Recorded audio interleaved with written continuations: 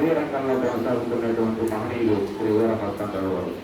ఈ సుందర చైతన్య వారి యొక్క స్వామీజీ యొక్క ఉపన్యాసాలకు ప్రభావితమైన తర్వాత ఊర మస్తానరావు గారి జీవితంలో ఇంకొక ప్రధానమైన మలుపు ఏంటంటే మంచెన సత్యనారాయణ రాజు వారితో సత్సంగం. వారి ఆహారపు అలవాట్లు, వారి ఆధ్యాత్మిక చింతనతో వీరు చాలా బాగా ప్రభావితమయ్యారు. ఊర మస్తానరావు గారు ఎప్పుడు కూడా ఒకటే ఆలోచిస్తూ ఉంటారు. యాక్చువల్గా చెప్పాలంటే ఆయన చాలా పిక్షాట్ ఊర మస్తానరావు గారు. కానీ ఏంటంటే చాలా నిరాడంబర జీవితానికి వారు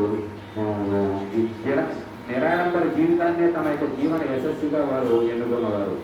ఆయన ఏమనుకుంటూ ఉంటారంటే ఈ లోకానికి మనం ఒంటరిగా వచ్చాం, అలాగే ఒంటరిగానే వెళ్ళిపోతాం అనుకునే ఒక అరుదైన మెత్తడి మనసు మన ఊర మస్తానరావు గారి. వీరు తమ వ్యాపార రీత్యా వారు సంపాదించిన వాటిలో కొంత ఇద్దరు పిల్లలకు కూడా ఇచ్చేసి మిగతాది సింహభాగం ఈ మన ఊర మస్తానరావు శివరాజ్ కుమారి ట్రస్ట్ తరఫున వారు వీలునామా రాసి సేవా కార్యక్రమాలే తమ జీవన యశస్సుగా కొనసాగుతున్నవారు.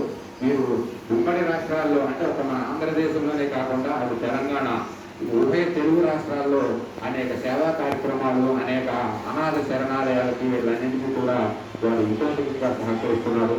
వీరి యొక్క యూట్యూబ్ ఛానల్ ఉంది, ఇక్కడ చూడొచ్చు మనకి. ఆ యూట్యూబ్ ఛానల్లో ఒకసారి మనం చూస్తే అక్కడ దాంట్లో వారి యొక్క సేవా కార్యక్రమాలన్నీ కూడా మనకి కేటకలం అవుతూ ఉంటాయండి. దయచేసి ఆ యూట్యూబ్ ఛానల్ ఒకసారి చూసి దానికి లైక్ చేయండి, షేర్ చేయండి, సబ్స్క్రైబ్ చేయండి. ఇప్పుడు మన ఆధ్యాత్మిక సేవా తత్పరులు మన హితము గారు అయినటువంటి శ్రీ ఊటుమూరు వెంకటరావు గారిని తమ యొక్క ప్రసంగాన్ని కొనసాగించవలసిందిగా కోరుతున్నాం.